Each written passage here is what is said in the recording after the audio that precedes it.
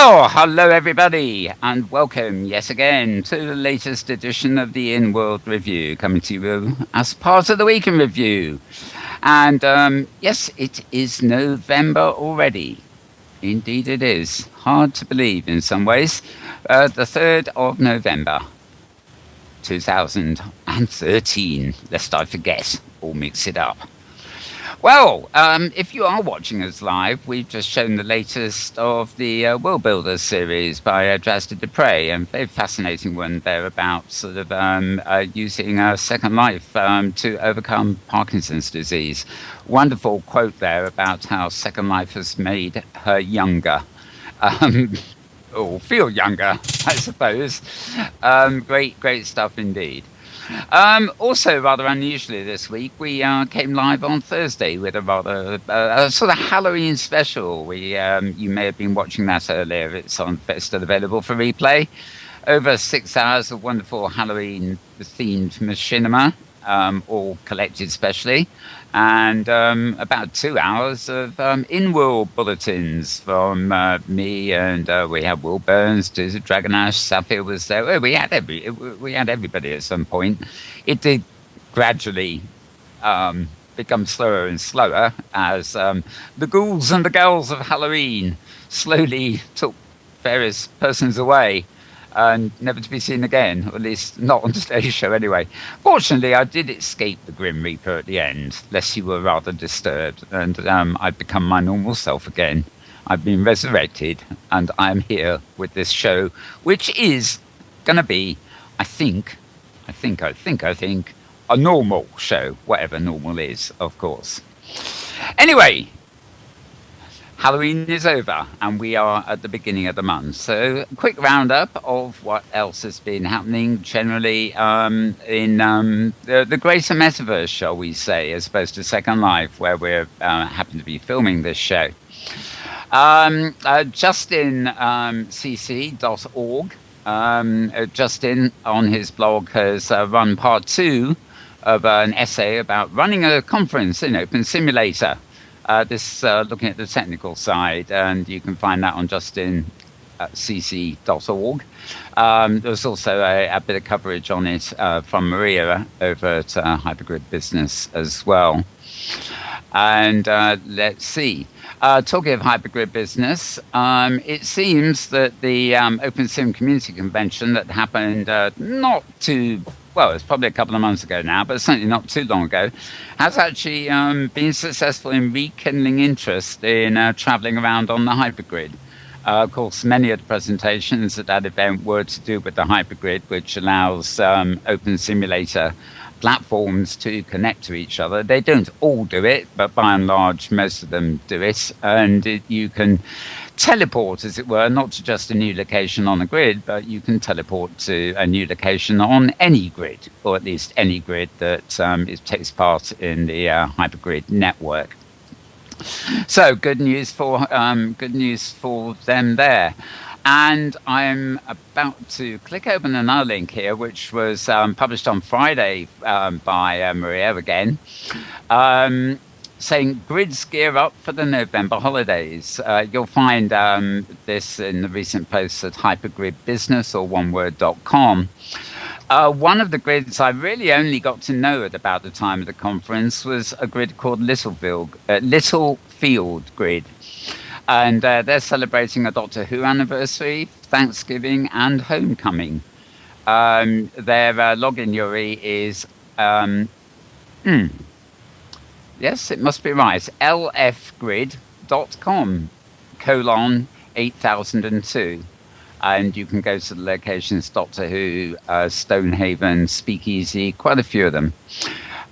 You can obviously find out more about this at Hypergrid Business. The Kitely market has grown 44% in the last month. That's a pretty good growth for 1 month. It now has over 1,300 different product listings. Inworld is having another fundraiser for Relay for Life. Again, it was the second time around in the year for them. It's going to be on November the 9th, and obviously it's raising funds for cancer research. The Metropolis Grid will be opening their Christmas market starting on, well, actually, no. Oh, hang on. Yeah, actually, it won't be till November 30th that the Christmas market actually opens. Lots of music happening this month on the independent grids. Third Rock Grid, particularly active. Virtual Highway and Avination, which is actually a closed grid. It's not on the hypergrid, but it's a very nice grid, as we know. Lots of music on those three. Now, this is an interesting. There's a grid called Nara's Nuke. It's got an apostrophe in the name, but obviously not in the grid name. They are celebrating National Novel Writing Month. Their particular focus on literature there. And Avalonia, has also opened a big new shopping mall. And of course, they are on the hypergrid, so the chances are the purchases you make there will travel around with you onto other grids. And there's a reported performance upgrade. Well, it's an upgrade that has resulted apparently in better performance from the grid called Craft, the Craft grid, which is it's more about crafts than artists, but it has a lot in common with Inworlds in terms of attracting sort of creators and artists. And you can also, if you do have an OpenSim of your own or anywhere to res things, you can actually download from opensim-creations.com a free hyperport OAR file. This will allow you to res a hyperport on your grid or on land you may have, and it's a new system basically for hypergrid jumping, and people seem to be very happy with it indeed. You can also get a commercial version for about $13.50, which is for business and commercial use, but the basic one is free. And Virtual Worlds Grid, they're all virtual worlds, but there is one called Virtual Worlds Grid. They're celebrating 1,000 users. I think they're quite a recent grid, so nice turnout there. And a grid called Dream Nation is celebrating its 2nd anniversary. And they'll be having a load of live music events throughout November and December. And since we're already in November, that could well be starting now. So a little bit of information from the OpenSims there. A link provided from I forget offhand which site provided a link for this, but if you go to a site called Buzzsprout, that's BUZZSPROUT.com, and I guess you can enter /16050 /112599. Or just look on the recent posts. But there is actually a blogcast, what do we call it? An audio cast here, basically, that is looking at the origin of avatars and MMOs and freemium platforms. And it has an interview with a chap called Chip Morningstar, who I have to admit I'm goofed here. I've forgotten the name of the platform that Chip did. But anyway, it's a fascinating interview of some early attempts of virtual worlds before the days of Second Life and what have you. And oh yes, it was Terra Nova's blog that actually pointed me to that. So you could also look up more information at Terra Nova. This is what happens when you open pages and the information you want is not on them. The other thing I'd like to promote is a good friend of ours. She's over here in the UK, a musician called Jana Kylemoon, an ambient sort of mostly keyboard musician these days. She actually has her own radio station that's online 24 hours a day at www.radiojana.com.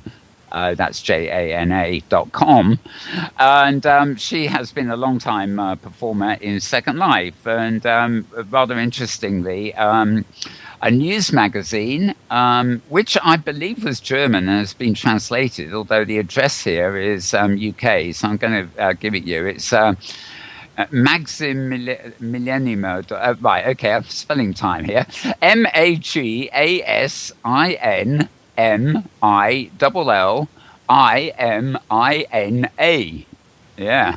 Blogspot.co.uk. And basically, this is not a Virtual Worlds magazine in any way, but it's a music magazine, and they've done a rather nice interview with complete with a lot of links and a lot of questions. So for fans of genre, or even if you're not a fan, well worth reading that. And yes, I will come, as we get into our conversation later, to more Second Life related stuff, but I will mention one initially. I actually spoke to Dr. Fran Babok earlier today, and she will be coming on the show to tell us a bit more about this in a few weeks' time. But she has launched something called the SL Oldby Project. And this is quite interesting. She is still, she's got some response, but it's early days yet, so she doesn't really know what the bigger response is going to be. At first, I thought it was, going to be a project for people like me who have a certain age in real life, who are masquerading as youthful avatars. I got that all wrong for a start. This is actually a project for people really who were in Second Life. And are still in Second Life, presumably, up until, I would say, about 2005, 2006. In fact, I probably now escape qualifying. But basically, she's trying to round up some of the old bees, the veterans of Second Life, for discussion and all sorts of other things. So if you're interested in that, look for the avatar name Dr. Fran Babok. And I think a project like that has sort of a greater scope, actually, as far as use of virtual worlds is concerned, which is why I've mentioned it in this bit. So that's my quick roundup based on my own Twitter feed at twitter.com/malbones, all one word. And with that, I'm going to hand over to my colleague Tara for her take on the week. So over to you, Tara. Well, thank you, Mal, and greetings, everyone, from the Pacific Northwest, where we did have a bit of a windstorm yesterday, and I'm happy to report I did not blow away, nor did my garbage can. So all's well in the world, and I didn't even lose power, although other parts of the region did. And there were apparently still some out this morning, so missed that one, and I'm not disappointed. So obviously, anyone in the U.S. who might have turned up here early. Wait a minute. If it's early, yeah. they turn up late. No, they turn up too early. Yes, if they turned up here at 11 and nothing was going on, it's because they forgot to set their clocks back, which we did last night on this side of the pond in the U.S. of A. Everyone who is on daylight savings time, that is, which means not most of Arizona. Anyhow, so we're now back in sync with 8 hours difference between my part of the world and Mal's part of the world, which makes things easier because we kind of get habituated to that. Anyhow, and we also survived Halloween this week. So the Halloween carved pumpkins have been put away, and I'm just left the vegetable sort out. And also the Halloween kitties have gone back to the kittytorium for the time being. Although I may haul out one of the first generation kittens from a couple of Halloween cats in another week or two when they've reached full size, because they're kind of fun. Anyhow, in the world of news, now the subject that will not die for the past month or so has been the changes in the terms of service related to licensing of one's creations. And I was rather pleased this week to see that Tataru Nino, who has been inactive as a blogger for some months, chimed in on this one and got in a couple of good ones. She says that the the toss is written in what I personally think of as the black speech of lawyers. That is a melange consisting of about 75% actual English language and roughly 25% of words and phrases that appear to be English but have diverged in meaning through centuries of custom and precedent. Like almost every other license agreement, contract, or legal agreement, you are not really the intended audience. These things are written to be read, interpreted, and understood by judges and lawyers, not by ordinary people like us who are expected to agree and abide by them. That's pretty, and then she says, that's pretty screwed up right there. He said 10 people can read the agreement and get 10 different ideas as to what it means. That's bad for you and bad for Linden Lab, but it's top drawer stuff if you're an attorney. She says the real rubbish part of all this is that the whole thing has been dropped in your lap without any apparent attempt to explain any of this. Anyhow, I was amused to see her take on that, and definitely pleased to see her back in the blogosphere after a hiatus on the Second Life front. And Hamlet on Monday confirmed the report from the United Creators of Second Life group email that they received, that in fact, yes, indeed, Linden Lab is working on some rewording of that. So we'll just have to wait until we get a little notice when we try to log into Second Life that we have another terms of service change, probably before we actually see what they did. But wait and see. At the same time, Hamlet picks up a dubious analysis award for his headline, his headline was, quote, despite Second Life's draconian terms of service change, SL user activity growing strongly since then. And he's got this little chart of about 4 years worth of user activity, participation, what have you. But what he failed to do was go back and look at the same time periods for the preceding 4 years. And in every case, what he would have noticed is if you start with the August figures and progress through October, you see an uptick in activity every year. So I would be a little inclined to take him to task for not doing his homework when it came to that headline and that little article. What's new? Yeah, what's new? Yeah, well, it's one of those things.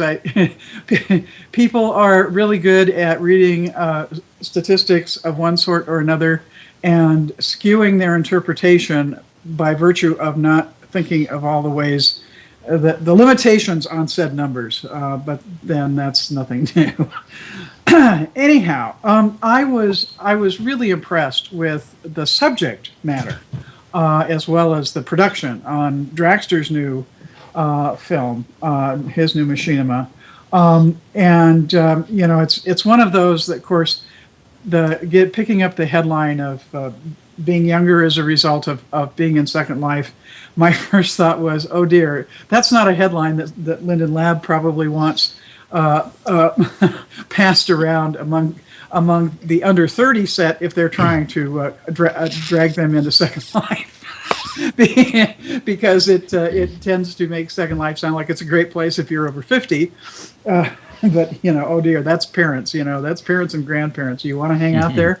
But still, one of the things that I thought was very interesting was the daughter of the woman who's featured in that refers to the subject of mirror neurons, and this is the idea or the premise that our brains will respond to things that we see like they do to things that we do. So if we observe if we observe basically neurons are the basic definition is neurons fire both when an animal acts and when the animal observes the same action performed by another. And the premise here is that the same thing applies to actions in a virtual by an avatar, by our avatar. And there certainly there have been some other research project. There have been some research that we've covered in this show that very much support that basic idea. And it's wonderful to see an example like Fran, who has experienced improvements in her ability to get around as a direct result that she is asserting as a direct result of her being in Second Life. So that was very, very. I'm just that's just one of those that I think is really, really cool to see. And there was a really good write-up about the film in Slum magazine. That's worth a read. And when I was looking that over, I ran across an interesting item in another comment. There was an earlier article in Slum magazine called "When Avatars Disappear," which is about the issue of how we respond when an avatar that we've interacted with over a period of time, we think we've gotten to know, and all of a sudden they vanish and they don't log in. Nobody's seen them. Nobody's heard from them. And that the article kind of goes on and notes that, suggesting that people, kind of make arrangements ahead of time so that if something happens to them, there's somebody who knows who can communicate information to other folks, and to just to let somebody know if you're intentionally departing, and that happens too. People get annoyed or distracted or that sort of thing. But there's also people who have a physical issue, or for that matter, those who die. And certainly, there have been plenty of deaths along the way, and that happens in any online community. But there was an interesting comment in there from one of the people who talked about how they recently popped back into Second Life after a very long absence, and then they went on about kind of this distinction between that they had left because they'd become disillusioned or tired of what they called the charade. And this particular comment was very heavily on the "it's not real" end of things. Although they did appreciate that, people's emotions do get engaged. And I couldn't help but suspect that this comment was a younger person. And this led to a kind of a thought that I think I need to spend some time developing. And that, they talk about it being an illusion. And yet, I wonder if here we have someone, if this was a younger person, if my suspicion about this is correct, who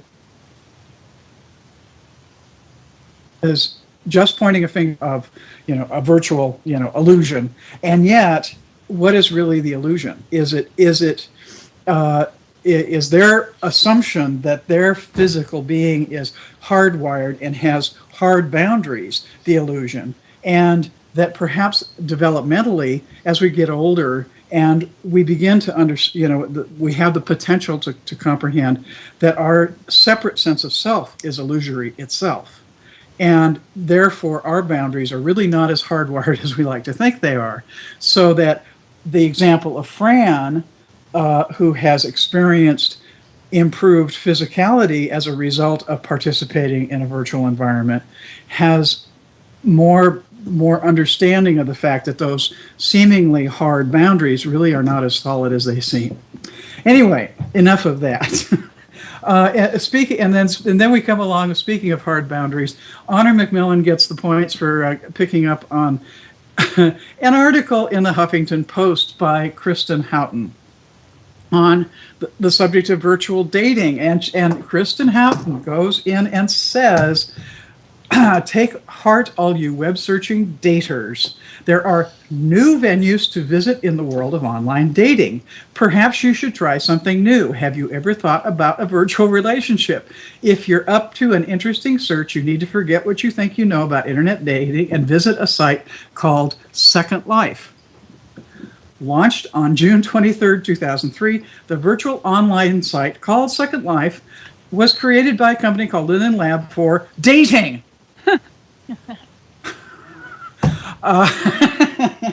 Honor said this brought her completely to a halt because she said, "Oh dear, in all the years I've been in Second Life, I've never had a date. I'm failing."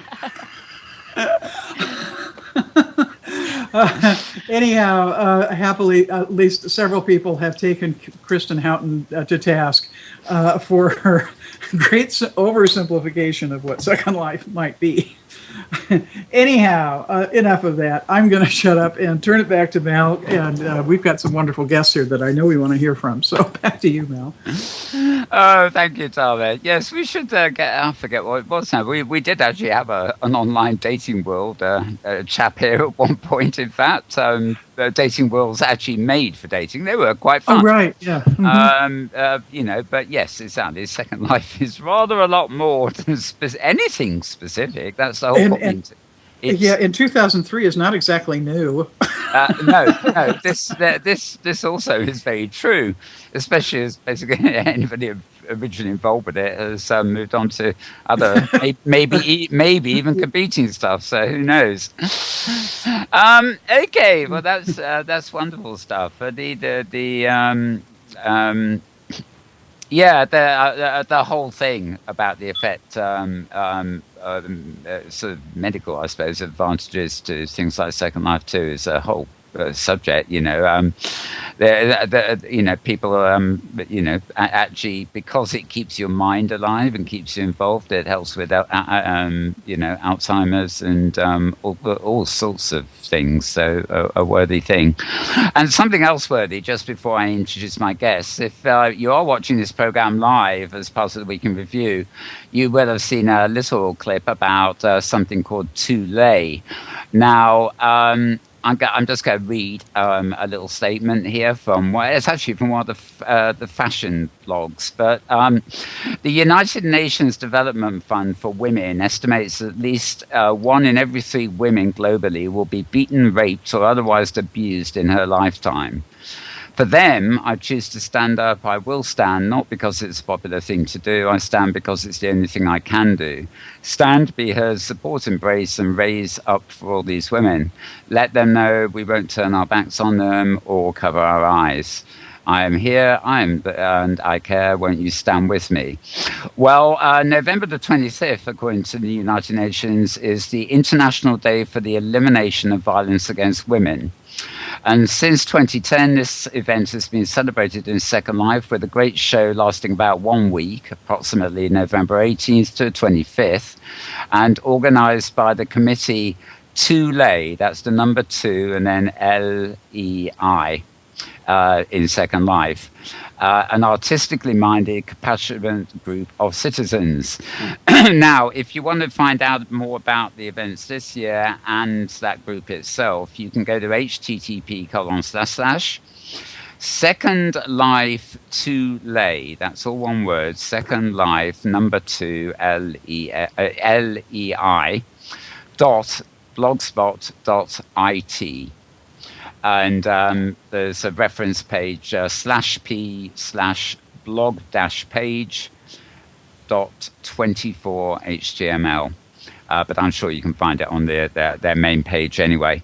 The reason I mention this now is that, as well as the little trailer you saw at the beginning of the show, if you're watching live, they are actually putting out a call to resident artists and designers to celebrate with them and actually partake as they raise awareness for these often silent victims of abuse. So very worthwhile thing there, and something that in real life is very good. Not a good thing what's happening, but good that there is an international celebration of a day standing up against it. So very worthy calls there. Right, now we're going to be dealing with a whole load of other stuff to do with Inworld in Second Life, and maybe Inworlds and other platforms too, for that matter. But first of all, I'm just going to introduce my guests who will be engaging in the conversation with us. To my right, as I'm speaking, so to speak, we got the wonderful Petlove. Just call me Petshop. It's okay. Yeah, we have the Pet Shop boys, folks. Sorry, I got that wrong. We have Petlove Pet Shop. My wonderful camera woman. Thank you, Mel. Amongst other things, but also always great to have in the chat as well. So welcome, Pet. Thank you.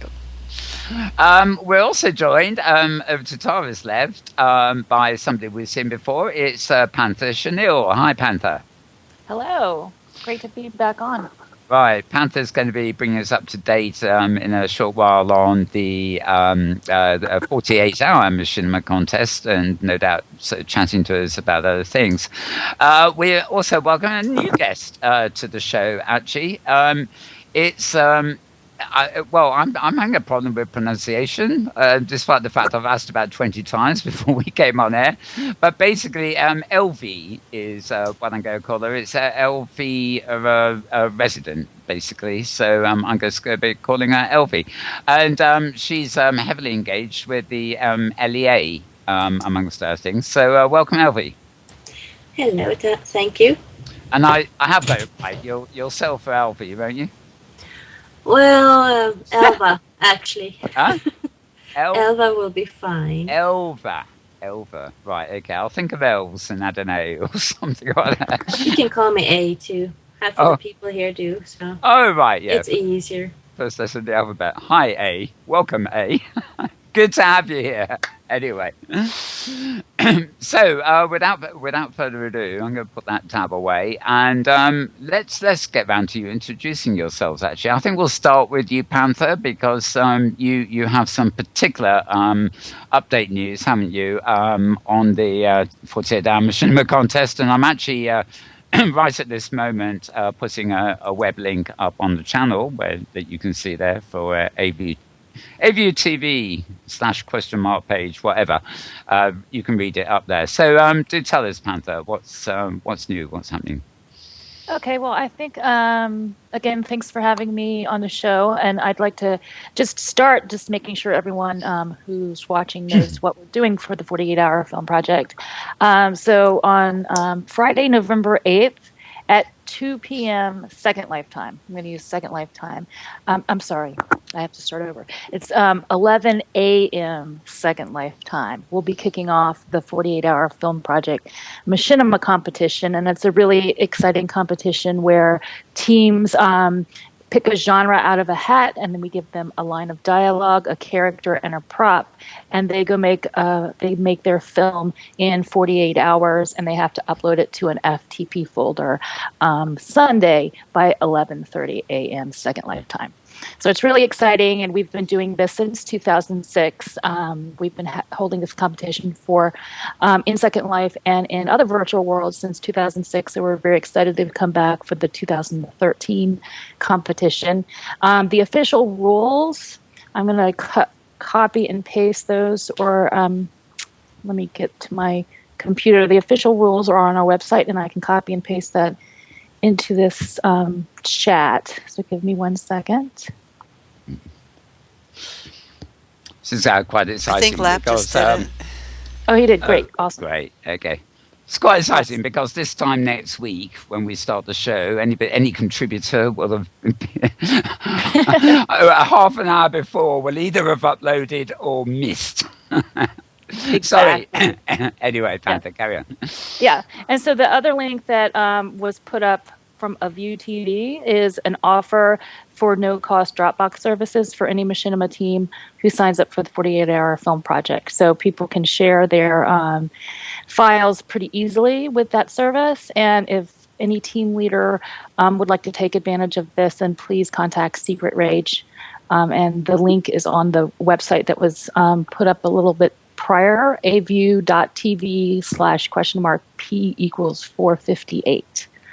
I also wanted to let people know that if teams have registered but they have not paid, then they are not going to be in the competition. So I have a few teams who have registered. I have had people on their teams reach out to me and talk excitedly about being part of the competition. But some of the teams I haven't received payment for. I'm just assuming people are waiting until it's closer to the kickoff date. But if anyone has registered and has not paid and is not aware that you have to pay your fee, please reach out to me. You can reach out to me, Panther, or you can email me as well.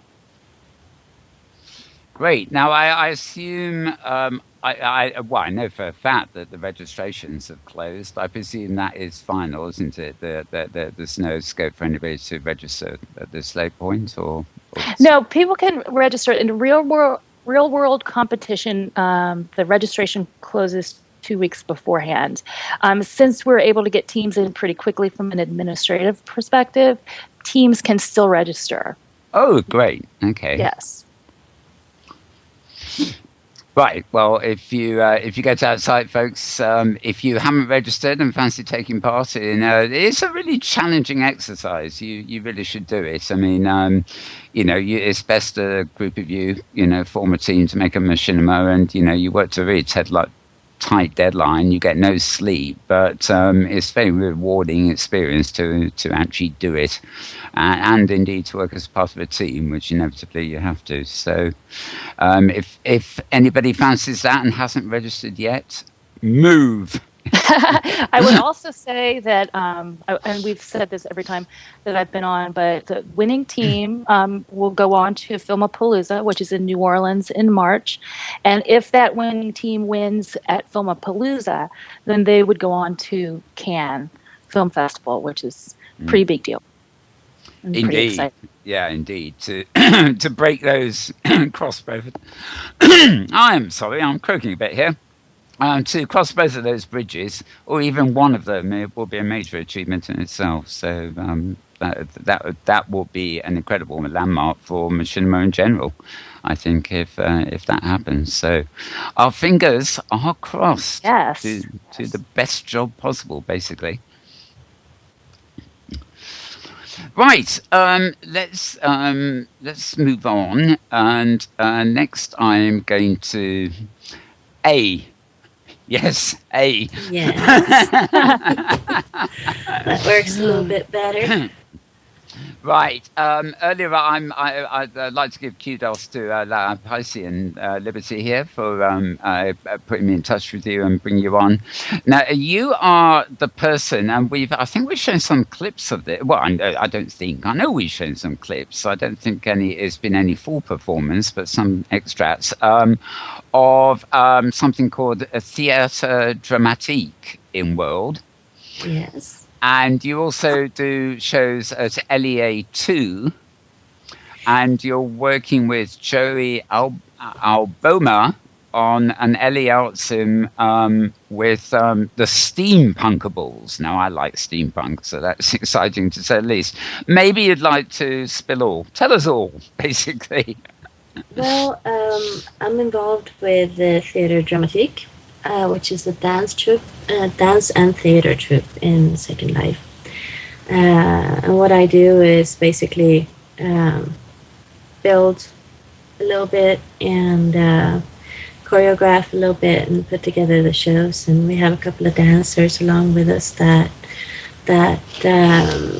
perform at the shows. I think we've had 3 shows at this point.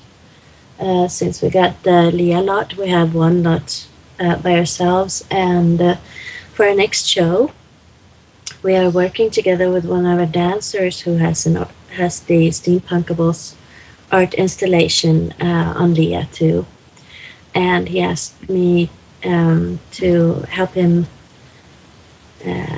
make a little performance to kick off the opening of his art installation.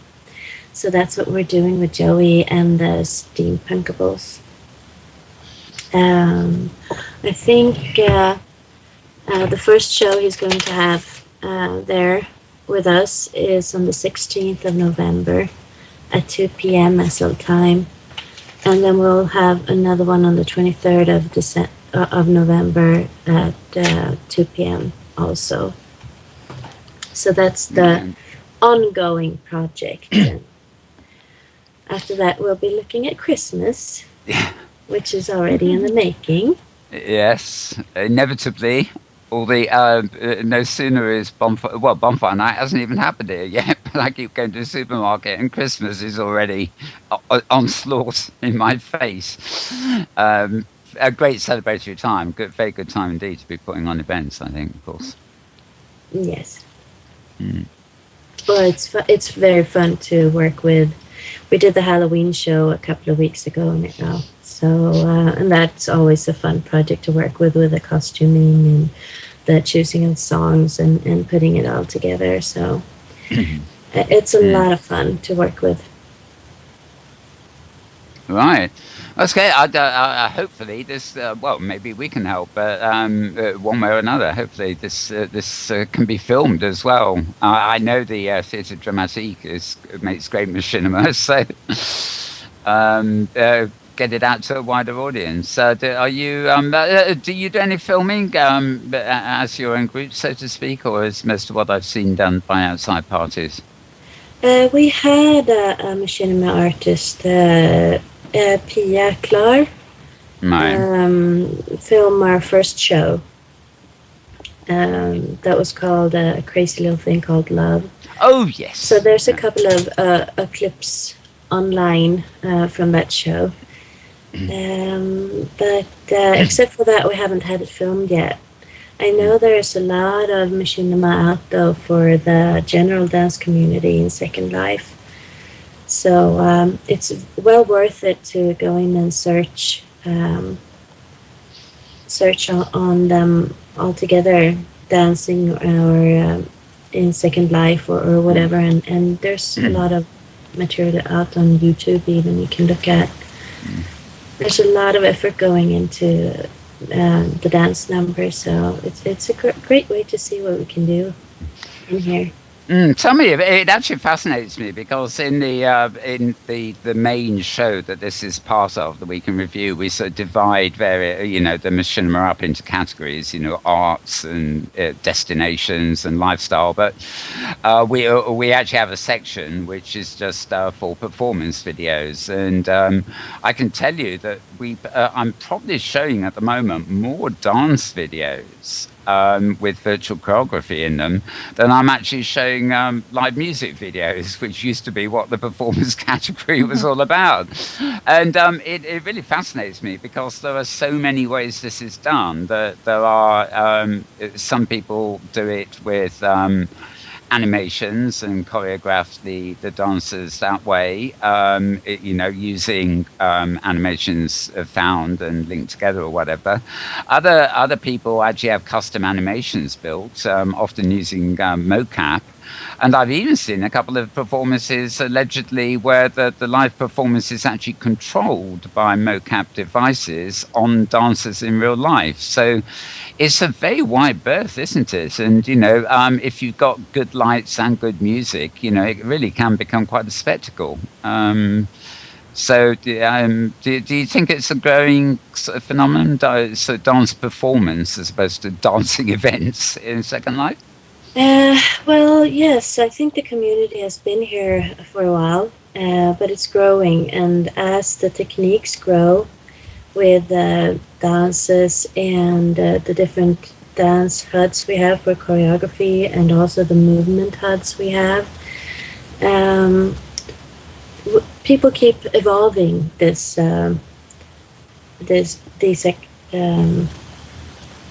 my English fails me every now and then. Okay, to put on a great show, there's always a search for a new technique or inventing new ways to work with what we have in Second Life, because we are partially very limited. But on the other hand, if we know how to use the space we have, we are also very limitless. It's just a matter of somebody actually inventing the tools we need to perform and make the ideas we have come true. So it's a lot of different aspects that goes into a good show, and basically that is what is the main point of it all: to put on a good show and show people a good time. It's fun. It's very much the same with broadcasting, so we often want to go to OpenSim to do something, and then we realise we haven't got the appropriate HUDs, or it's not going to be quite so good if we film it without the tools available, as I'm sure Petlove will testify. Do you have you any experience filming dance at all? Oh, sure, absolutely. It's wonderful to see. I have enjoyed it greatly. You know, there's just nothing more beautiful than catching the perfect shot of the gorgeous dancer in a beautiful pose with the gorgeous costume and the music moving right along with it. You know, it's one of the more beautiful art forms of mankind and in Second Life. I love dance. I took ballet for the probably first whatever percentage of my life till I was about 15, and had many performances, and we were on the 6 o'clock TV semi-variety shows they used to have way back when. You know, it was fun. Oh, wonderful! You know, it was something. It was just like when I used to talk about liking technology in early elementary grades. You know, I really loved dance when I was young too, and you know, always have. Should have stuck with both of them. It's something that's always fascinated with me. Actually, you know, I'm one of these people who tends to move their body involuntary to music, and you know, it's you know, but this will of course explain why you are virtually these days so quick on your toes, eh? Yeah, that's right, boy. Plenty of real world practice. On the ballet floor. On point, right? Yeah. Yeah. It's certainly not the easiest of things to film, because to capture, you know, capturing a group tough of to avatars. get decent shots. Yeah, it really helps if you've seen it a few times before you try to film it, so you know where the group is moving to and from, and you'll find the solos. You'll know when to go to the solos. You know, it's to get a really good dance video. You do want to do a little preparation if you can, which I've rarely had a chance to do, but but you can catch on pretty quick. Mermaids dancing was hard. Yeah, it's not just dance, but even with some other programs. I've often thought, you know, well, you should film 5 performances, and then, you know, in different ways, and then edit the complete. Yes. You know, That's an idea. Yeah. You know, but that does, of course, require you having 5 performances without sim crashes and everything else. And disk space on your hard drive, because those clips are humongous, of course. Yeah, of course, they always are. Yeah, but no, it's absolutely wonderful stuff. So I'm keen on dance, and I hope you'll remind me when the next performances happen, because I'd be keen. It's right by the Steampunkables show on Joey Sim, and on the 16th, and we should have a pretty good show going on there. I'm sure. Yeah, dance and steampunk too. What more could I ask for? Did you write that down? The 16th, and what sim is it on again? It's a Leah one. Now I don't remember the number of it, but it's. If you search on Steampunkables, it should show up pretty easily. I think Lucky or Secret will have that details for it. Is Steampunkables an Inworld group, or is that a website? He should have both of them. Right. He has the details on his profile. Joey does. So. Joey Obama, right?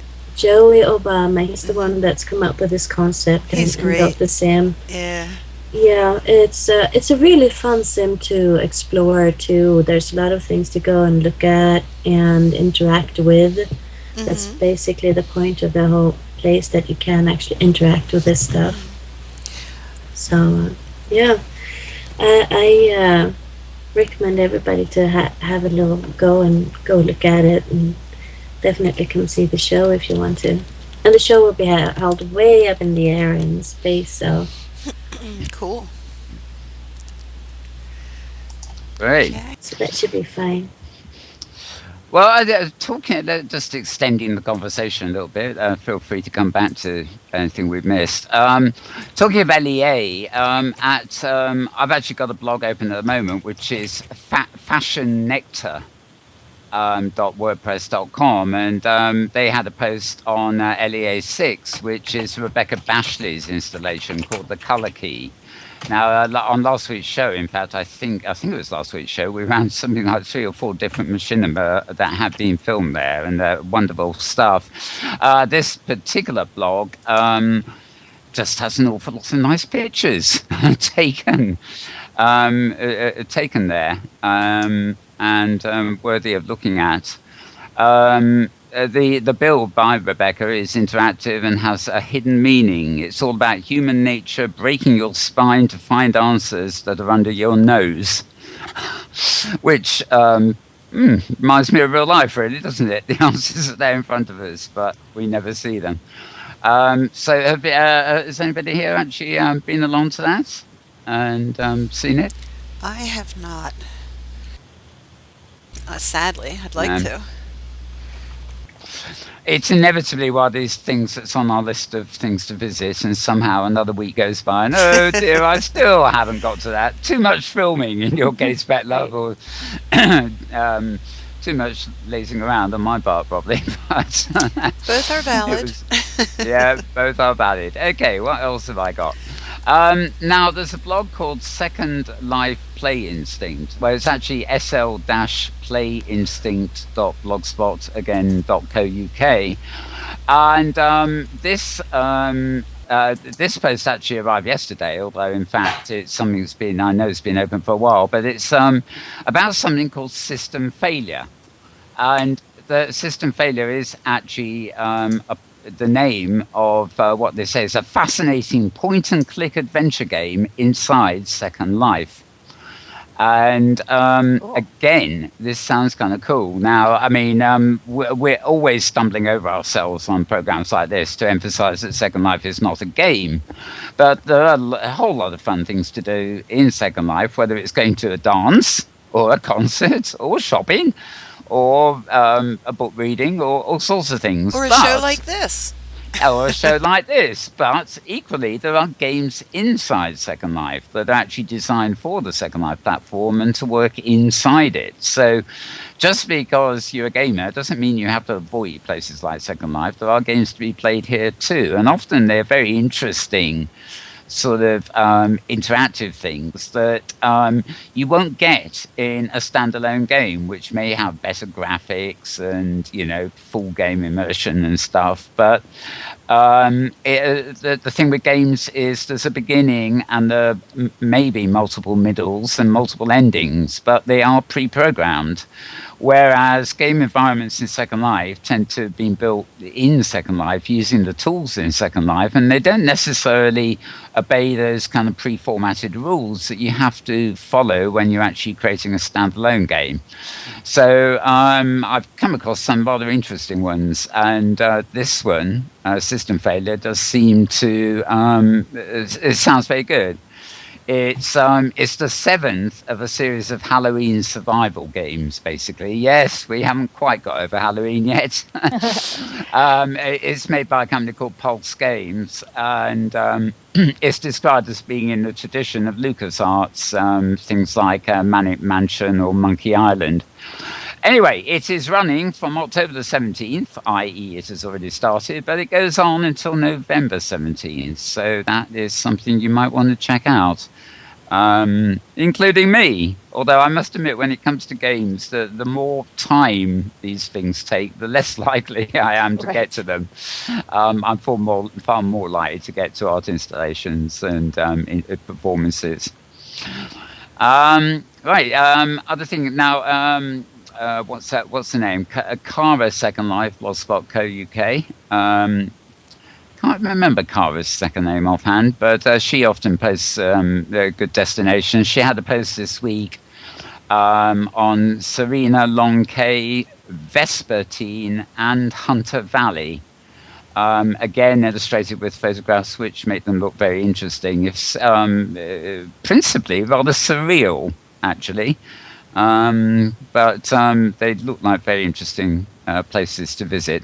Her name, the blogger's name is Kara Trapdoor, and her blog is at Kara Second Life, or one word, .blogspot.uk. Feel free to interrupt me, guys, if any of you have seen these things I'm reading out. It's nice to have some on-the-spot feedback. Now, one of the big events in Second Life this week, which actually Safia even promoted on her blog. It's already happened, of course, but on October the 30th in the year 1938, there was a certain radio broadcast on American radio by a chap who you may have heard of called Orson Welles. And it was a dramatization of the H.G. Wells novel War of the Worlds. And he used a wonderful innovatory technique of kind of newsroom narrative to actually present the whole first half of the play. And it was so effective that it actually freaked out most of America, who thought aliens from Mars had actually invaded It caused them. quite a panic. It was. It did. Yeah, they passed some laws after that. Yeah, I bet they did. They did.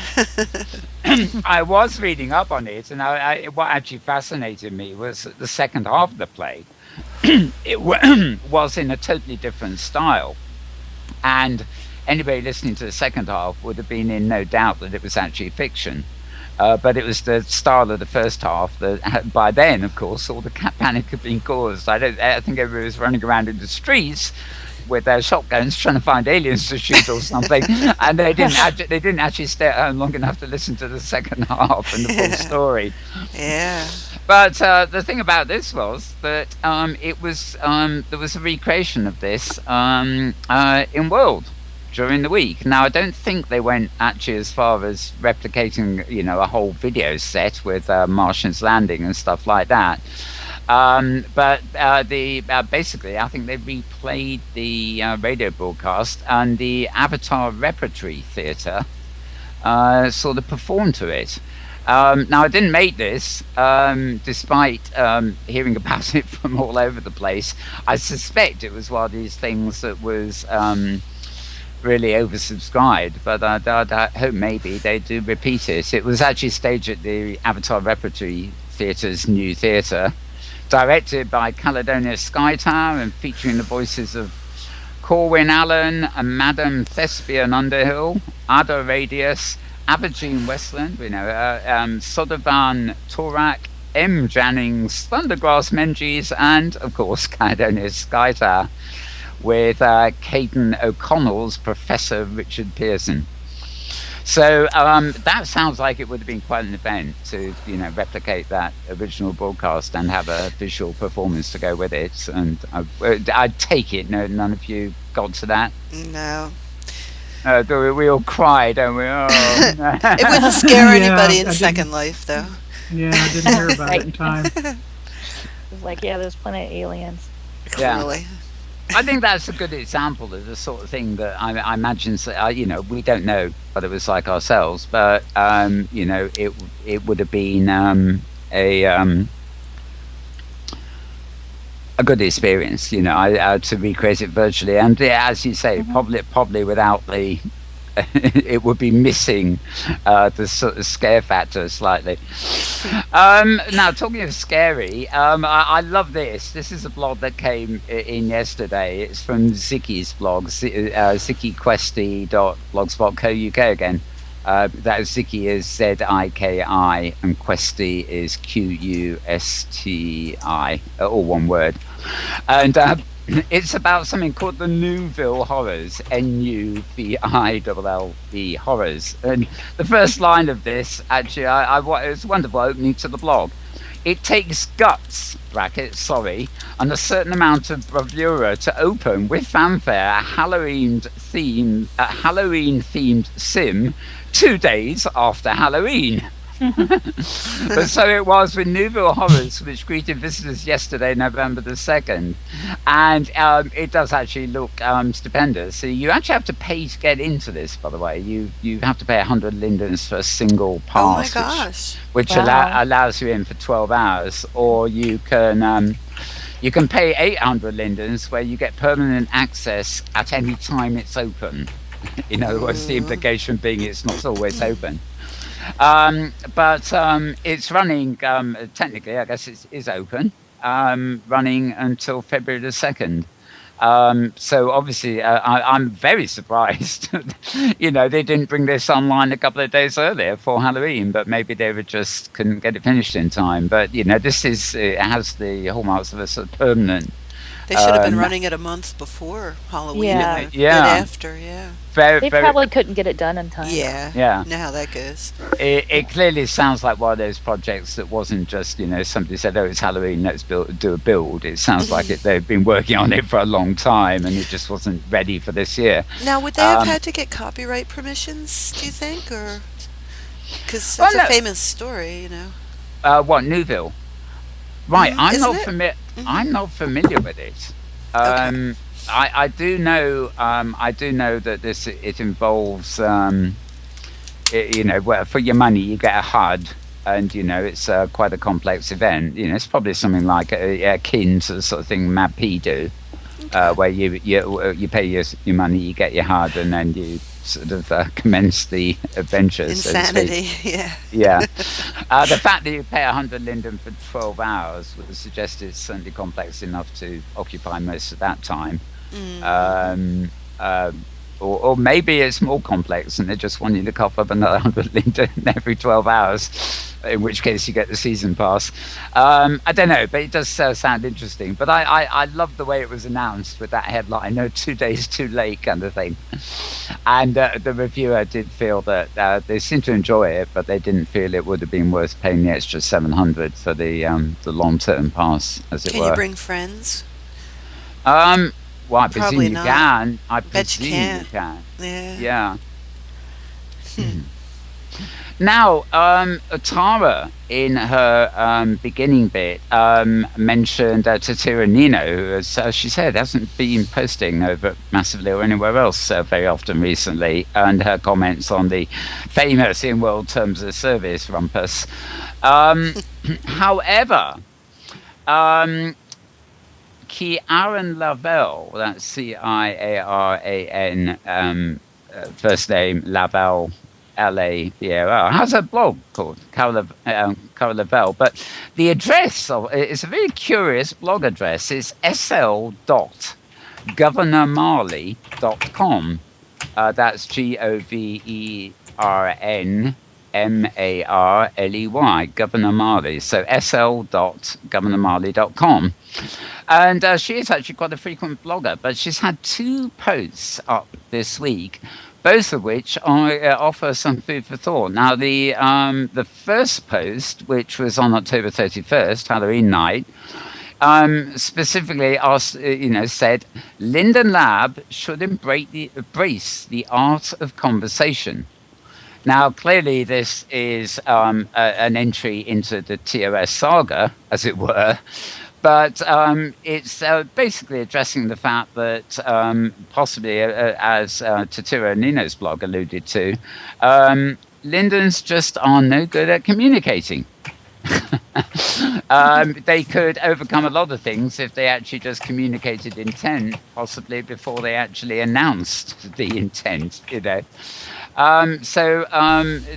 well worthy of a read, I think. And the second post, which actually she brought up yesterday, is entitled Second Life's Historic Plans for World Domination. And this Okay. I did mention at the top of this bit of the show, Dr. Fran Babok and the Oldie project, but this has clearly been sort of prompted by that project. It's full of some wonderful, if rather cheeky quotes from Philip Linden in September 2004. I'm getting a lot of typing noise here. Philip Linden in 2004 September is quoted as saying, "Our plans for world domination are proceeding quite nicely." Now, I know Philip. Consider the source. That will certainly have been offered in a rather flippant spirit of things. I don't think he was ever intending to dominate the world, but I thought that was quite interesting, useful. But another quote from the same month by Philip, 2004. Again, remember, this is the beginning days of Second Life, a year in. "We will not be successful unless we are fully open and the control over the world is in your hands.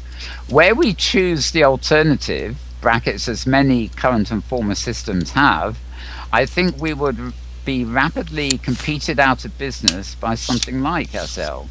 To get SL to reach across the world and become really big, we will have to give up most of our control over it. That is a sacrifice we are happy to make to see this thing happen. That was Philip talking in 2004. Philip had the right instincts. He was very smart in, giving people their heads. And it's an environment in which a business can do that, and everybody benefits. And when you start curtailing people's abilities to be that free, then they feel they resent the blockage. And especially if you've been familiar with Second Life, the community, the culture here. When I started in 2006, generosity was a highly prized, cultural behavior.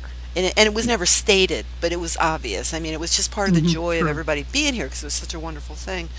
And, it's still here. There are still lots of really, really wonderful people.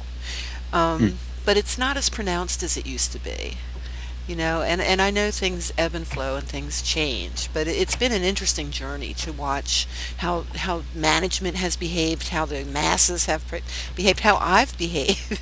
This virtual experience is really worthy of many books, and it's a great sociological experiment. And Philip was the only leader in Second Life who understood that, I think, even without understanding it. I think he either stumbled on it or he knew what he was doing. Either way is fine with me, And then the subsequent didn't work as well, the subsequent people. Yeah, what I was going to comment is, Philip is a true visionary. Indeed. And visionaries can articulate, a vision. Yeah. That's what they're good the at. Idea man. But it doesn't mean that they necessarily understand or get all the ramifications of that. But what I recall from, reading some of the history before I arrived in 2006, there was a very clear understanding on the part of the lab that they started it, and as soon as the doors were open, people coming in were coming up with different ways of doing things and different things to do with what was available at the time that nobody at the lab had thought about.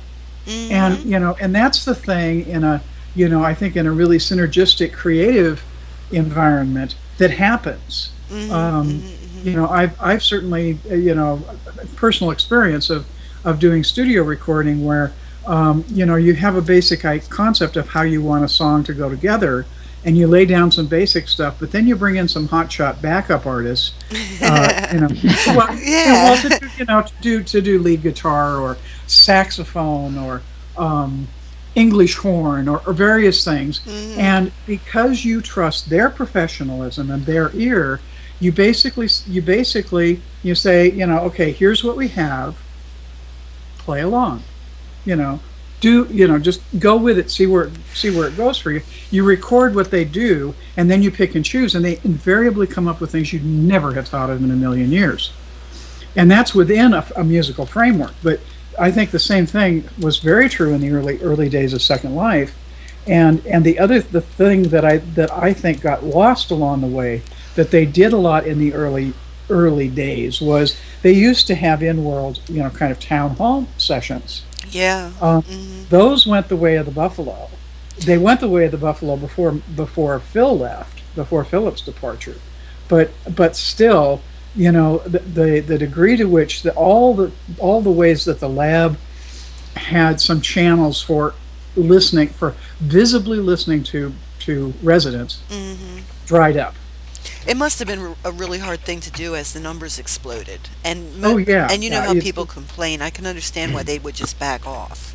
But they still should be able to find a way as professionals.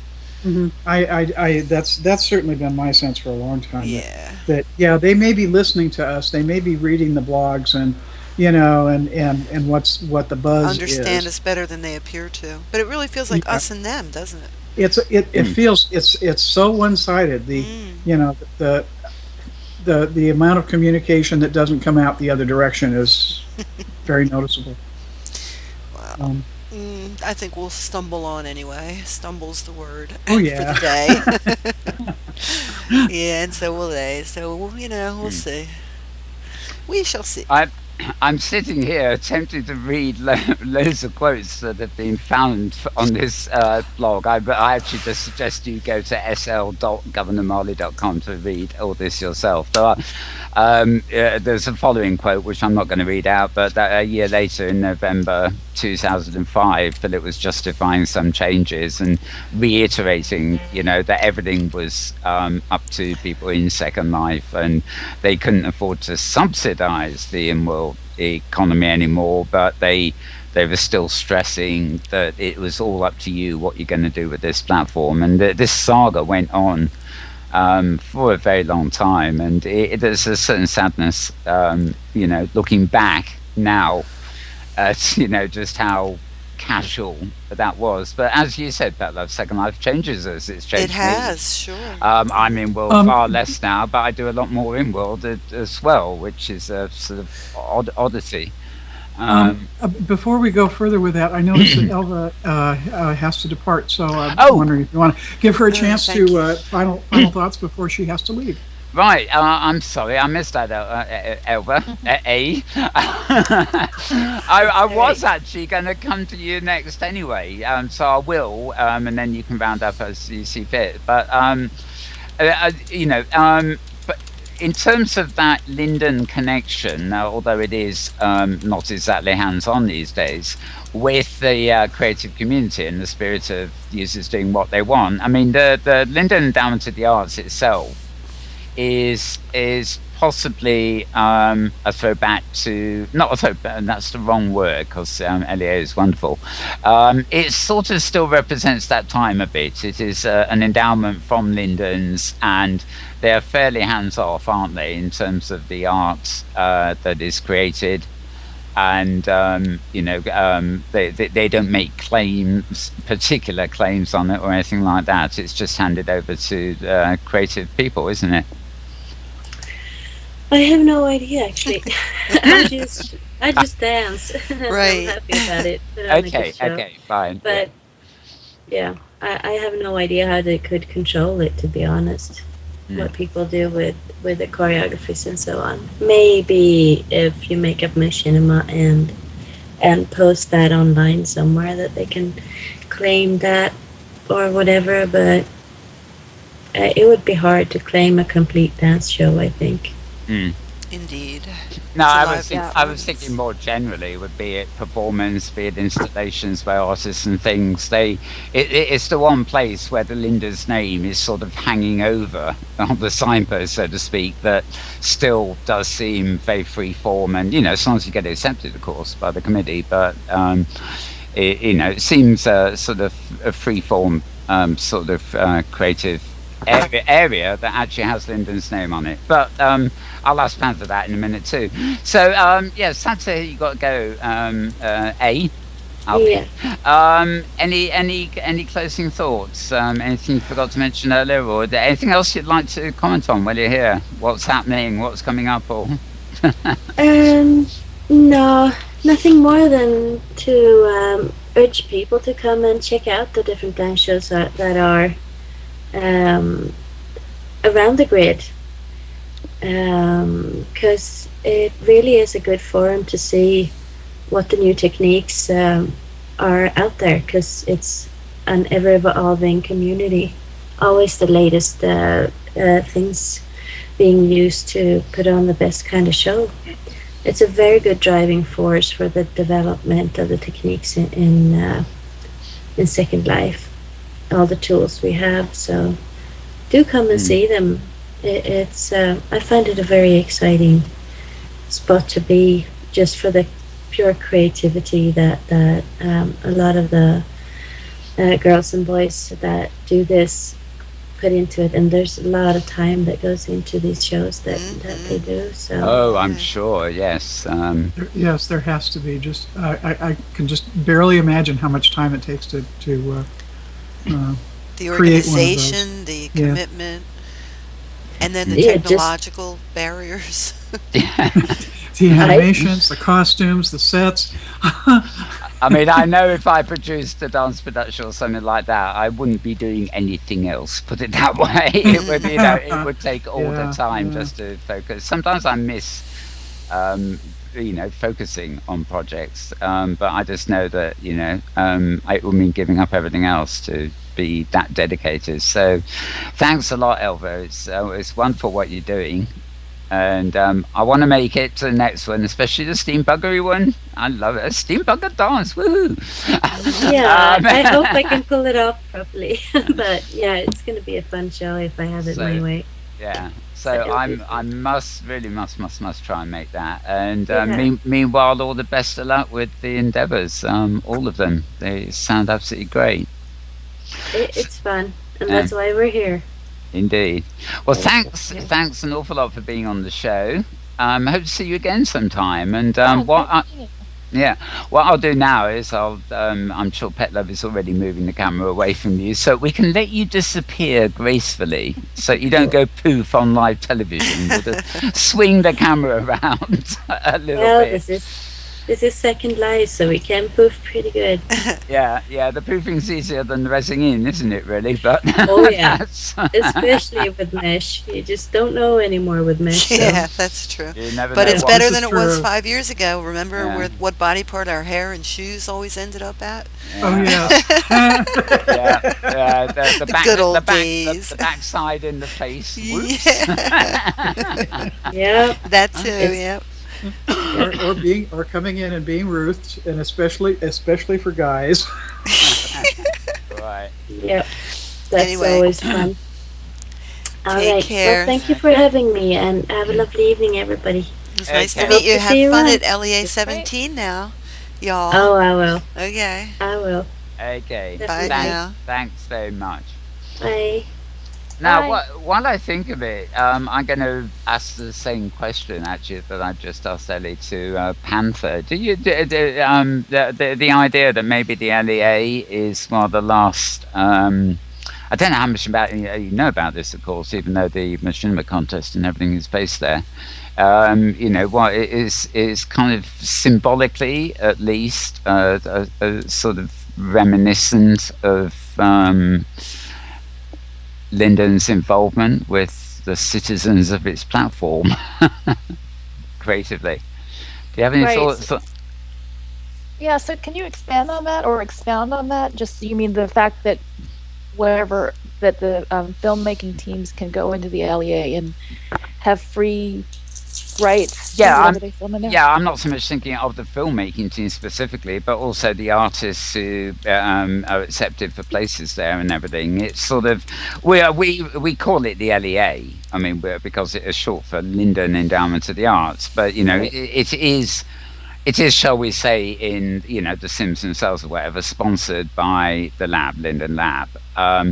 So it represents something that is still a project, an area where the lab still comes together with residents. Put it that way. It's a bit hard to explain because we look at the terms of service changes and we're complaining that Lindens are bad at communicating, they're out of touch with the residents, and LEA seems to be the possible one exception to that rule.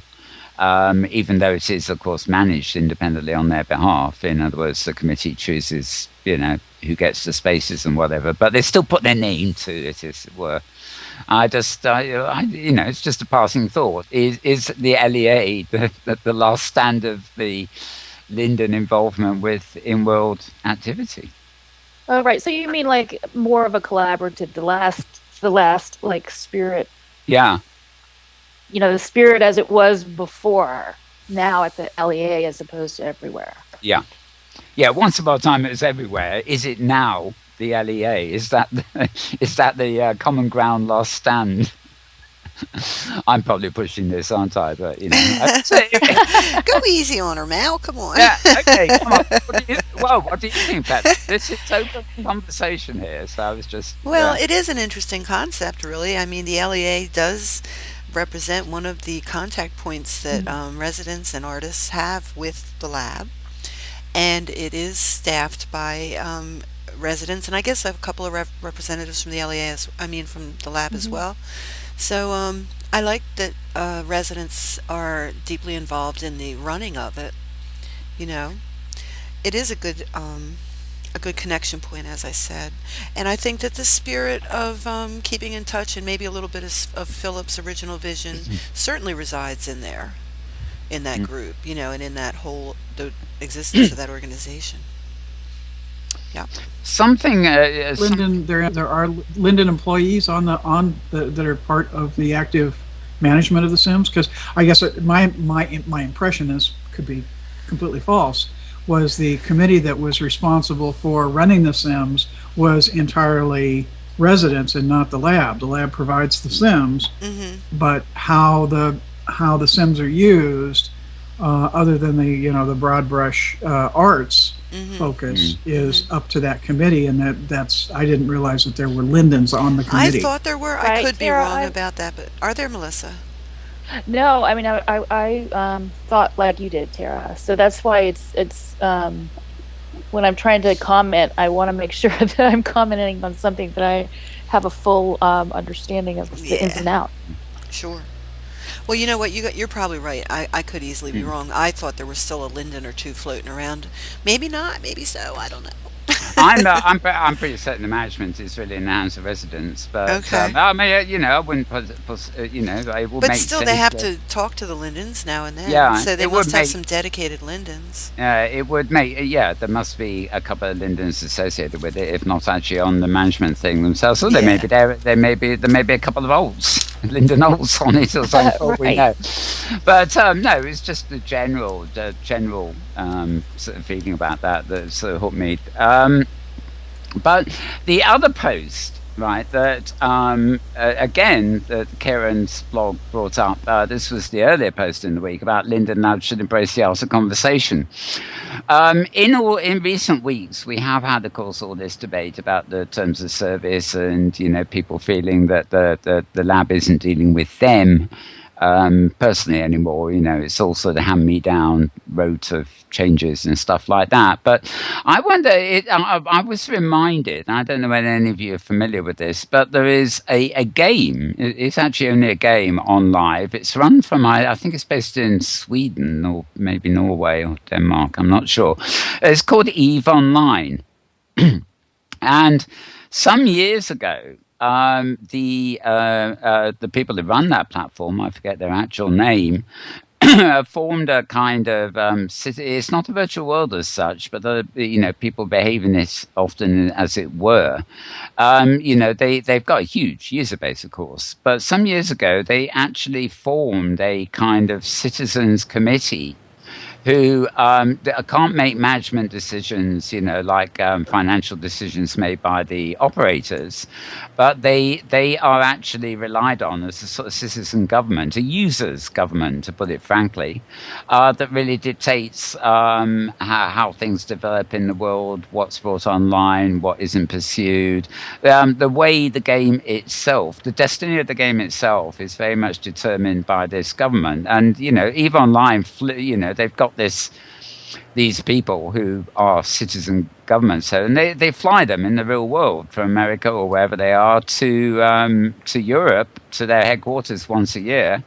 And it's not a convention, it's a conference with, they're treated almost like shareholders, and they actually participate in a large part of the destiny of the platform. Obviously, some corporate decisions are out of their reach, but this has been going on for several years, and nice. it makes the users of EVE Online have a particular closeness with the platform operators. And it's just something, I thought of that the other day, and it suddenly strikes me that how ironic that something like Second Life, which has always been meant to be a user-created, managed platform, has suddenly sort of gone in another direction. And maybe this thing about communication is such, why don't they have a kind of little mini board of representative citizens to consult with the lab?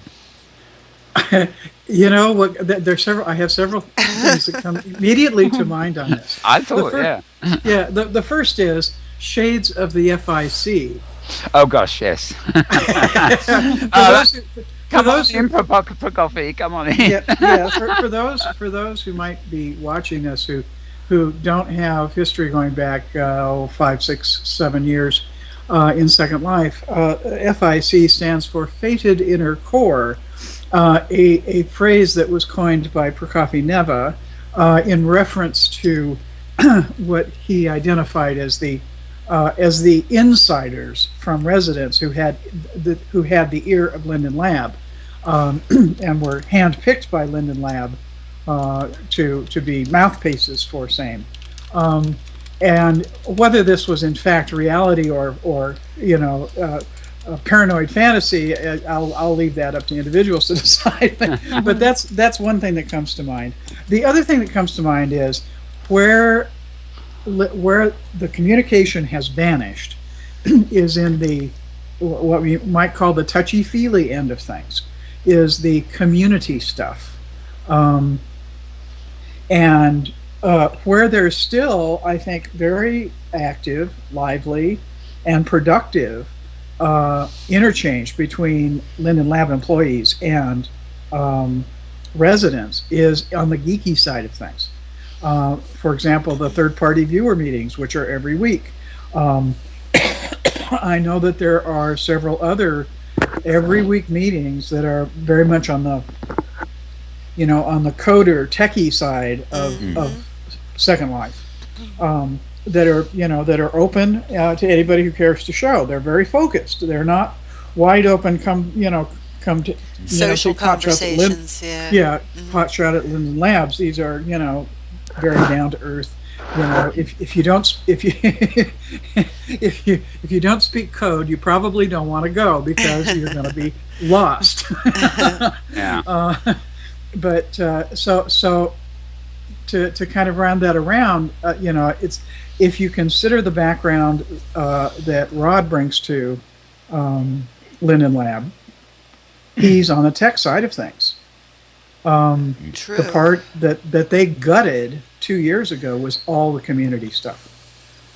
All the people who were very much creating that community sense, who were staging those meetings, who were people who were known in world, who were to one degree or another approachable. And there aren't any of those in the Linden Lab staff anymore. That whole end of things was cut. Well, it's only, I maybe 3 years ago or something, I regularly attended Linden office hours, and this wasn't a fic thing. I was called a pseudo-fic or a possible fic at one point, weren't we, by Proc? But he kept inventing lots of different lists representing different things. Yeah, and I think we were sort of too friendly to be fic, but on the other hand, maybe we were fic because we were listened to or something like that. I forget how it played out. Yeah, but I did used to go to. I think Zero Linden was one of them office hours. Pathfinder, when he was there, I went to, and obviously the office hours of Luff. Was it Luff Linden, the guy responsible for the Crossing Grids project before that was abandoned? And so it wasn't like turning up to the legendary town halls before my time, but it was more like there was a Linden who would be somewhere close to your areas of interest. And so you would go to this office hours, which would be on that particular Linden's own sim, and just hang around and talk. I know Zero Lindens, for example. I never really participated, but when asked, I said I was fascinated by the conversation. I was well out of my depth, but I got the gist of it. So I wasn't a participant, but I was always keen to be there and listen to get a hint of gist of what was going on. Other ones, like Pathfinder's ones, were very participatory. I felt I could open my mouth with some degree of authority as opposed to sounding silly. But these office hours were there, and the Google Calendar used to spout them out every week and give me a half-hour warning, and I haven't seen a Linden office hours posting for donkeys now. Which even on a specialty front like coding or whatever, maybe I'm missing them. Yeah, I think they're posted as a standing thing, and they're buried in the wiki in various places. Yeah. So, I'm aware the third-party viewer one goes on every week on, I think, Friday mornings, because NRA covers them every week. And well, actually, there's a couple people that does, but she does some good demystified postings for the most part. I mean, okay. there's plenty. If I can just interrupt, Panther is also apparently having to go. So, have you got any quick thoughts on this, Panther, before you leave? I'm sorry. Yeah, I notice you've got to go as well. Right. So great to have you here. Thanks for being here. I was just wondering if you had any closing thoughts on what we're discussing now, or anything else you have to add before you leave.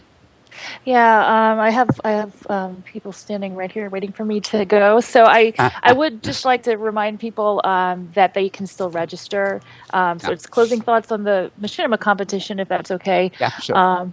But they can still register up until Thursday, and we look forward to having more teams sign up.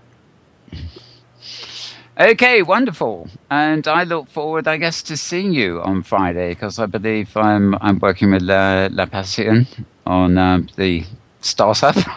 Yeah. Subway. Yeah. So all very exciting. Mere days away, really. And All right. if you want luck. to enter before Thursday, get off your ass, as the expression goes, and contact Panther very, very, very quickly. Thank you so much for having me. Yeah, and thanks for being here again. And we'll Take see you care. soon. See you next time. Thanks. Okay. You are off cam. Wonderful. Not that she's off cam, but yeah. Oh. Wonderful to have her here, is what I mean. Thank you. Mm-hmm. So, yeah, sorry to interrupt you, Tara. Oh, that's okay. Hey, I've interrupted you that way too. So, the two of us, we are more likely to be aware of who's just put something in the back channel that it needs it. You've got each other's backs. Yeah, well, I've actually got my Skype noises on, so I was getting beep, beep. I thought, hang on, I better look around and find out what it is, So, yeah, it's very easy when you're on air to sort of just concentrate on the task at hand and forget to check all the chat here, there, and everywhere. So, continue, Tara, or have you lost it? I think I've my train of thought derailed. it'll come back. Yeah, I think it's off the tracks for the moment. I think you're basically saying the equivalent of office hours are buried deep in the wiki. Oh yeah, okay, yeah, that was what I was saying. And my impression is that well, back a couple of years ago when they started doing Scrum groups and a lot of visible agile within the lab, as far as how they were doing the development work, and part of that were weekly meetings, and at least one of those for the various groups were on we're Inworld, and we're open to those who wanted to go. They were only posted in the wiki; they weren't posted anywhere else. So, there was a time, I think, when the lab was using a Google Calendar, so you could find office hours there, and then there would be updates go out. But as I say, I know that certainly the third-party viewer group is an every week event, and I think what's particularly noteworthy about that meeting is not specifically the fact that it's third-party viewer focused, but that it's really it's a resource for what the lab is actively working on, from a dev perspective. So what features are coming down the pike, or or at least into development viewers, or maybe available on the beta grid, or all of those sorts of things. It's really turned into a resource for kind of keeping up on those kinds of developments. I think far better than anywhere else is. But anyway, that's. Are the I don't suppose you may not know this. Do Linden Labs still practice the agile thing? I'm guessing they do. It seems to be the kind of the tool of choice as far as how you manage dev work, because the idea is frequent small iterations to improve rather than trying to, build the whole elephant. You start working on bits and pieces and you keep poking things in. And then you turn it around again quickly, and you identify, there's times when you're identifying kind of the big rocks, but the weekly process is peeling off the little pieces that ultimately turn into the big rocks. Yeah, I'm with you. Yeah. It's you reminded me there, because I'll give a little plug here to Face Over Metaverse TV. I think Dusa does some of this stuff. I mean, it's this kind of product. How do I say, administration type thing is totally lost on me. I'm a great ad libber and just, don't follow rule books, But agile methodology, if that's the right word, is actually a very popular way of doing these things and developing things. And Metaverse TV have a second channel called Metaverse TV Business here at Livestream, livestream.com/Metaverse TV Business, which it does get quite a lot of views, but it's very different from some Metaverse TV productions you're probably used to. And maybe once a week, or maybe it's not that quite often, they do actually have a whole series of programs about agile development. It's all done. There's Agile Eyewitness News with Agile Bill Krebs and various different. And it's also not always filmed in Second Life. It's often on completely different platforms. But if you have any interest in that kind of thing, do check that out. We don't get a prompt to mention that too often, but if you're in product management or project management, maybe that will be of interest. So, yes, well, I think we can start rounding up, because it's either that or I'm going to be quoting... It's a good time. Yeah. It's either that or I'm going to be quoting ancient Philip Linden quotes for the next hour. Now, I've still got the website. Tara, quick. So let's move to Petlove. Is there anything else about what's coming up this week for you, Petlove, or anything exciting that's happened in the past week, other than Halloween that I haven't met? Well, maybe even Halloween too that I haven't mentioned. You know me, Mel. All I can talk about is shooting and editing. Yeah.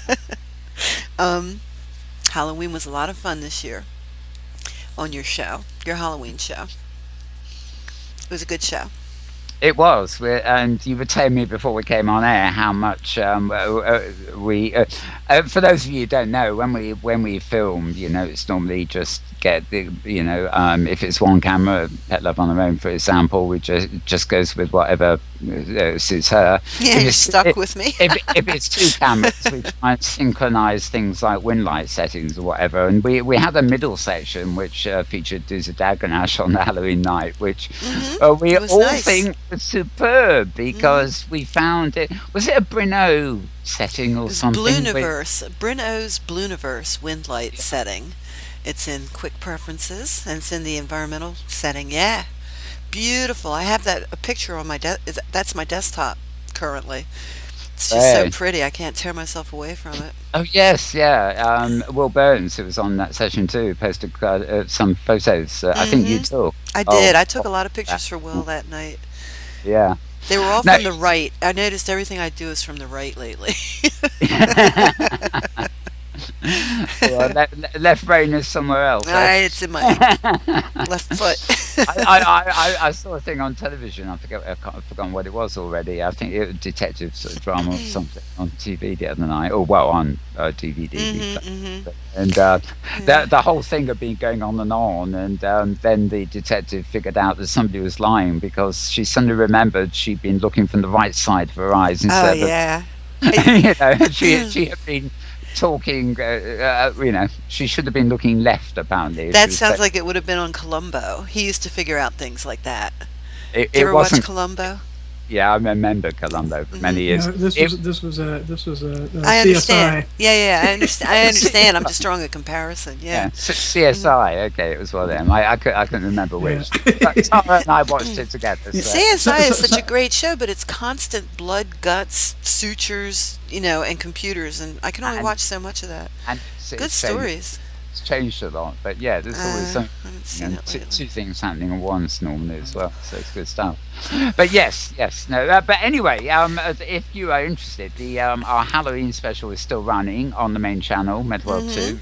Charges. Have to watch it. And it will be there for about 2 weeks. It comes in its rotation, but you can go to on demand and watch it in its entirety. It's just like the Week in Review, lots of machinima, but except it was all Halloween themed and about 6 hours of it. And then we did a couple of hours in World. And I've just seen Ziggy 21 Slade come online, oddly enough. And that reminds me, in the opening sequence, he guested with us along with Safa and everybody else. And we actually were treated to some special Halloween gem pandas. That was fun.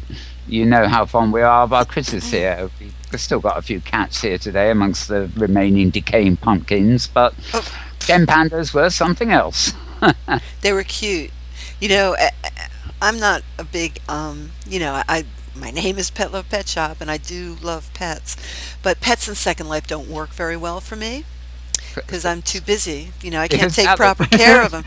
And so consequently, there is a moral to this story. These gem pandas, when you get close to their faces and look into their eyes, they're adorable. And it's the first time I've really been moved by a pet.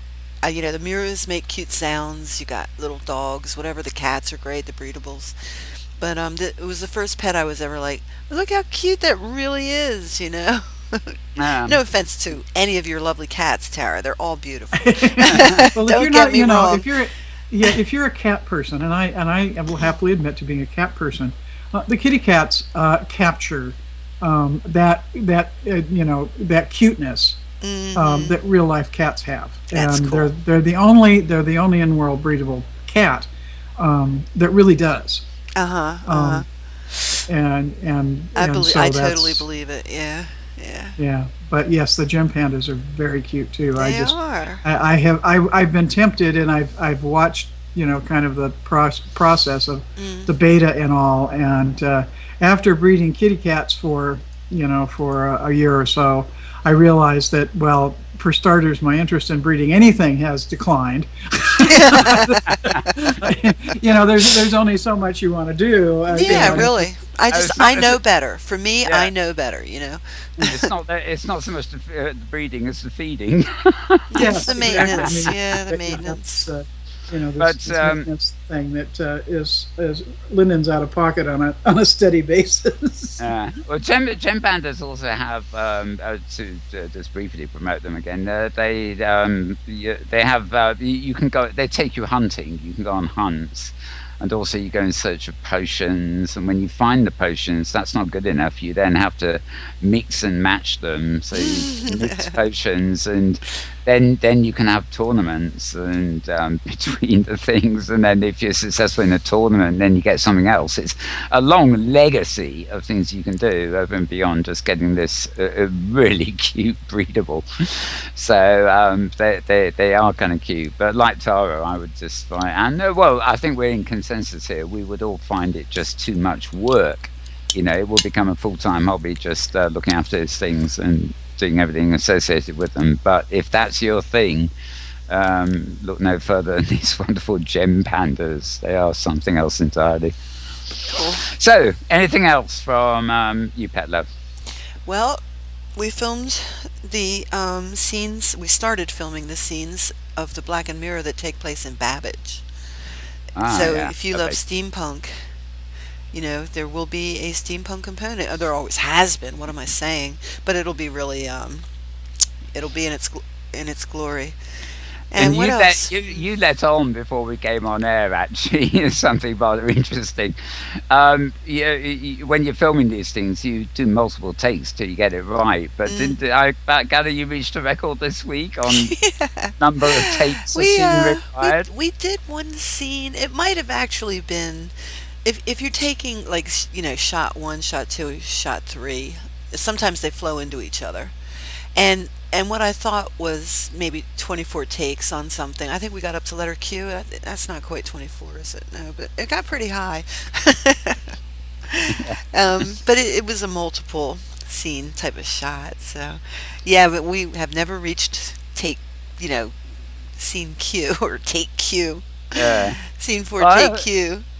it's Scene becoming 4, shot Q, take 16. yeah, but it's becoming just like the real world, as any real world actor actress can tell you. Sure. You know, most of it is sitting around and doing yet another take and another take, and they go on forever. And you know, people don't know that when they watch the final play or the film. Or the TV. With us, it's always a little different because with the Second Life, you know, engine challenges, like a character has to walk forward, let's say, and look to the left, stop and look to the left, and you just never know what's going to happen. So it gets pretty funny sometimes. So, well, do you think we'll have a blooper reel for the next season? I'll try to put something together. Good, yeah. Maybe I'll get some help this year. We'll get. I'll get some more input because maybe I'm not thinking they're not funny, but everybody else loves them. You know, so I need more eyes. Yeah, I'll recruit well, you. Hey, you want eyes? Hey, I have some. Yeah. Okay, that's cool. Okay, well, I know what's funny. We'll have a democratic residence panel to decide what. I think that's a great idea. Goes in the blooper reel. Okay. We'll get somebody to set up a little. We'll run them in. We'll run your rough cut Inworld, and we'll get somebody to put together a little laugh-o-meter that those who watch can push buttons on. If you really think it's funny, pound your desk 5 times. 1, 2, yes, 3. how funny things are. Yes, indeed. Oh, cool. Sounds good. But yeah. Okay, Tara, anything for the roundup department from you? Well, just one last item for those who are concerned about their privacy and the whole NSA business and coming out of the States and that ongoing noise. Apparently, Twitter is now starting to encrypt its direct messages. So, if you were looking for a place to send direct messages that's encrypted and less likely to be being eavesdropped on by the NSA, Twitter direct messages is maybe your go-to. I thought the source. NSA owned Twitter. Well, but actually, the thing I laugh at here is, you know, like I see all this sort of security software and stuff I got off, you know, where I right click on a file in Explorer and it says, you know, encrypt or whatever. And if you actually look at the software it does this, they always say something like, we use government 128-bit encryption.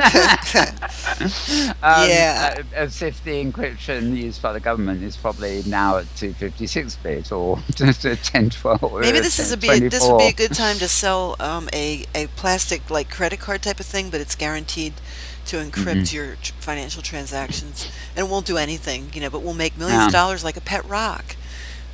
Okay, bad idea. Never mind. I was only kidding.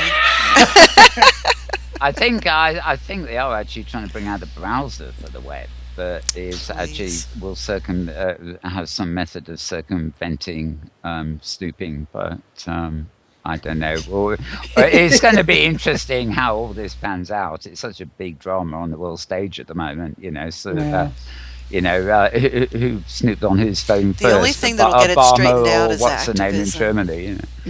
Yeah, it's. Yeah, I kind of like the idea that they're snooping on each other's phone calls. You know, they've been doing it for 100 years. Yeah, I know. Everybody acts but, like... you know, it's not just us sending it on themselves, you know. Please. I wonder if there's a sort of private little Facebook. They think we're stupid, that we don't already know. You know, I mean, it's...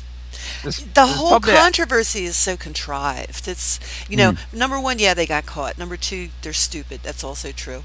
You know, and number three, espionage and power struggles and politics in general have just become, they overarch their function. You know, they need to calm down and just take care of running the globe. You know? I mean, there's no need to fight. It's not like there are not enough real issues that they could actually be putting their energy into instead of this. Don't get me started. We should cut that off here before we get. Thank you. I think that's a good idea. It's the first time I've ever heard this on a live show. There was an article in the Guardian this week, you know, based on the revelations of what's his name, and it was about GCHQ here. I mean, all governments have had intelligence sort of going back way back when, but actually the power of intelligence now is so phenomenal that they've actually all got it and they're sharing information anyway, which makes you wonder why they're doing it. GCHQ runs the intelligence for, I think, Germany and Spain. It might be a positive thing. It might be a step in the right direction. Well, quite, I mean, they're all just wasting their time monitoring all this intel, and they're all getting the same thing, and they're sharing it, and, what is the value of the very intel good. Clap, clap, clap. If it's all being shared. You're amazing. It is so funny in some ways. So one wonders if the actual world leaders of every country have their own private Facebook, they're nattering away saying, what were you doing today? I caught you doing that. Who knows? It should be like that. It should be like that. Cat photos. Yeah, well, in David Cameron's case, it's, what's the thing? He's known to very reluctantly part with his iPad because he's playing Angry Birds. I have a girlfriend addicted to something on her. Yeah, apparently he's notoriously difficult to get off his iPad when he's in an Angry Birds session. So that tells you something. I'm playing Angry Birds, goddammit. The world can wait. About the mind of our Prime Minister, doesn't it? Well, it's certainly a lot less damaging to have a round of Angry Birds and flip birds at pigs than it is to flip missiles at whoever the enemy du jour happens you get to the be. prize, Tara. That was great. or its own public. It's that to Mr. Duncan Schmidt. Anyway, let's not go there. Let's close the show before we get ourselves in trouble and find ourselves. I think it's too late. Eavesdropped upon. I'm done. It does remind me of the Halloween special. You should have heard us, folks. You probably don't want to replay the end of that because we were slowly fading and we stayed live as we faded and faded and faded. But that was what Halloween. Did I end the show with, oh God, I'm still live? Something like that, yes. Yeah, probably. Oh, we're still live. Now. An hour ago. Yeah. You tell me to cut. Anyway, we're not going to do that tonight. We're going to go back to the main channel now and look at the whole mass of machinima and lots of actual machinima and arts machinima today. Plus some very interesting stuff if you hang on to the end in the lifestyle bit. A new program called SL Fails. And that basically is hosted by somebody who goes through a load of failures in Second Life. But we're not talking about serious, damning Second Life. These are really quite hilarious, interesting things that she's recorded and commented on, like what things can go wrong in Second Life. Sounds like an outtake reel. It's sort of like that. It's actually very funny to watch. Even if that's awesome. So what's it called? Who did it? SL Fails. I forget the name of the person who's done this. She hasn't done anything else before, as far as I can see. I may be wrong there. Certainly nothing like this, but it's that's like great. a kind of nice little effort actually, and definitely thought I'd have. I'm going to treat myself to that, especially in the absence of a happy hunting this week. I thought, well, we'll run that one because soon you'll have Black and Mirrors to run with the indeed. new year. And I presume this time next week a new Happy Hunting. Yes, indeed. I should be editing it right now. God help me. I'm saving that for Monday. Yeah. Oh, yeah. Leave it to the working week. Sunday is for fun. In other words, Inworld review. That's right. Yeah. And now when you sign out, there's a word to... Oh, you broke up there, Tara. Yeah. Remember, the button is resume. Oh, yes. Oh, and make sure you say cut, please. Yeah,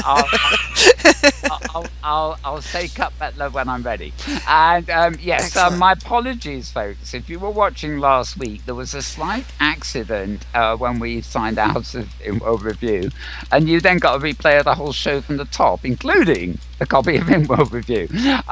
So this is not going to happen this week, he says, fingers crossed, eyeing the buttons here very carefully. Anyway, thanks to all my guests today. And we will be back same time next week. So I'm going to call it a wrap. And no, that is not a cut, Petlove. I'll tell you when to do that. I won't cut till I hear the word cut. I promise. So everybody, just say bye for now. Join us same time, same place next week.